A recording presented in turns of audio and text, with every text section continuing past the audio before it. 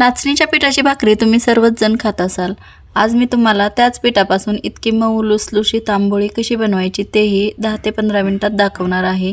एकदा या आंबोळ्या बनवून ठेवल्या की अगदी रात्रीपर्यंत दिवसभर जशाच्या तशा मऊ राहतात। या आंबोळीसोबत खाण्यासाठी मस्त नारळाची चटणी कशी बनवायची ते सुद्धा दाखवणार आहे। चला तर मग लगेचच पाहूया नाचणीच्या पिठाची आंबोळी आणि चटणी कशी बनवायची ते।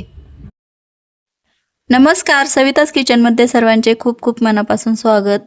आज आपण बनवत आहोत नाचणीच्या पिठाची आंबोळी आणि त्यासोबत खाण्यासाठी हिरवी चटणी नारळाची बनवत आहोत।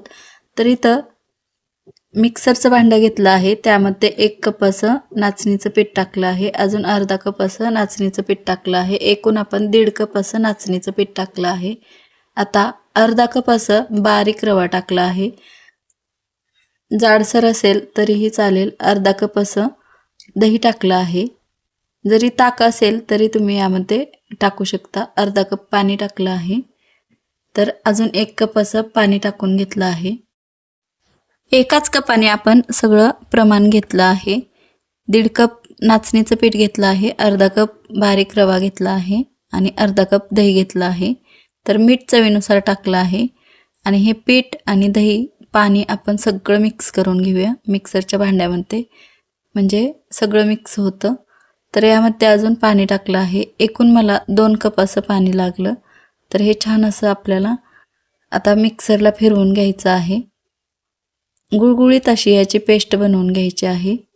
बघू शकता मस्त असं हे नाचणीचं आपण तयार मिश्रण करून घेतलं आहे। गुळगुळीत अशी पेस्ट तयार झाली आहे, तर एका भांड्यात काढून घेतली आहे। आंबोळीचं पीठ आपलं हे तयार आहे, झाकण ठेवून साईडला ठेवूया 5 मिनिटासाठी। आता अर्धी वाटी असं नारळाचे काप घेतले आहेत, पाहू शकता मिक्सरच्या भांड्यात। इथं मी डाळवं घालायचं विसरले आहे, तुम्ही घालू शकता नक्कीच। आलं 1 इंच, मिरच्या 3 घेतल्या आहेत हिरव्या मिरच्या, तुम्ही आवडीनुसार तिखट कमी जास्त मिरची घेऊ शकता। तर इथं मी 3 घेतल्या आहेत, कोथिंबीर घेतली आहे आणि हे भरडून घेतलं आहे। आता यात चवीनुसार मीठ टाकलं आहे, पाणी टाकून आपण याची पेस्ट बनवून घेऊया। डाळवं टाकलं आहे पण व्हिडिओमध्ये दाखवलं नाही, तर त्यासाठी क्षमस्व। तर तुम्ही डाळवं 2 चमचे टाकू शकता। इथं ह्या चटणीला छान असं दाटसरपणा येतो। तर तडका देऊन घेऊया। 1 चमचा गरम तेल केलं, जिरे मोहरी पाव चमचा टाकली आहे आणि कढीपत्ता टाकला आहे, हिंग थोडंसं टाकलं आहे, तर बेडगी लाल मिरची टाकली आहे, कोथिंबीर थोडीशी टाकून त्यावर तडका देऊन घेतला। खूप छान लागते अशा पद्धतीने बनवलेली ही हिरवी चटणी। तर हे आंबोळीचं पीठ बघू शकता आपण घेतलं आहे, झाकण काढून घेतलं आहे। पाव चमचा इनो फ्रूट सॉल्ट टाकलं आहे, तर त्यामध्ये थोडंसं पाणी टाकून घेऊया। एकाच दिशेने छान असं हे पीठ आपण फिटवून घेऊया। एकाच दिशेने ह्या पद्धतीने ढवळल्याने हे पीठ हलकं होतं ह्या पद्धतीने। तर पीठ असं तयार आहे। तर आता तवा गरम करून घेतला आहे मध्यम गॅसवर आणि थोडंसं तेल लावलं, त्याच्यावर पाणी टाकूया आणि तवा छान असा पुसून घेऊया, म्हणजे तव्याचे तापमान मेंटेन होतं। आणि मोठा गॅस करूया, आंबोळी टाकूया 2 पळ्या असं, आवडीनुसार कमी जास्त टाकू शकता, म्हणजे मोठी किंवा छोटी तुम्ही आंबोळी बनवू शकता। तर आता मोठा गॅस आहे, जाळी छान पडली की मध्यम आच करून याच्यावर आपण झाकण ठेवून घेऊया आणि मध्यम आच करून घेऊया। तर छान असं ही आपली आंबोळी 1 मिनिटासाठी वाफवून घ्यायची, दुसऱ्या बाजूने पलटून घ्यायची गरज नाही।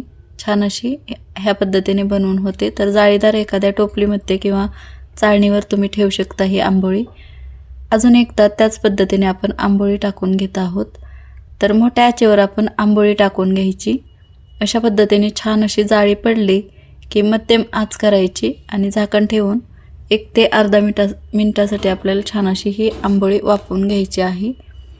तर झाकण ठेवूया, 1 मिनिटासाठी वाफवून घेऊया आणि पाहू शकता आंबोळी खूप छान झाली आहे, मऊ लुसलुशीत होती ह्या पद्धतीने बनवलेली आंबोळी। तर सर्व करूया नारळाच्या चटणीसोबत। जर तुम्हाला आवडत असेल तर नाचणीची आंबोळी नक्की बनवून पहा आणि कशी झाली ते मला कमेंट बॉक्समध्ये नक्की सांगा। पौष्टिक आहे नाचणीची आंबोळी, नक्की बनवून पहा। नारळाची चटणीसुद्धा आपण त्यासोबत बनवली आहे।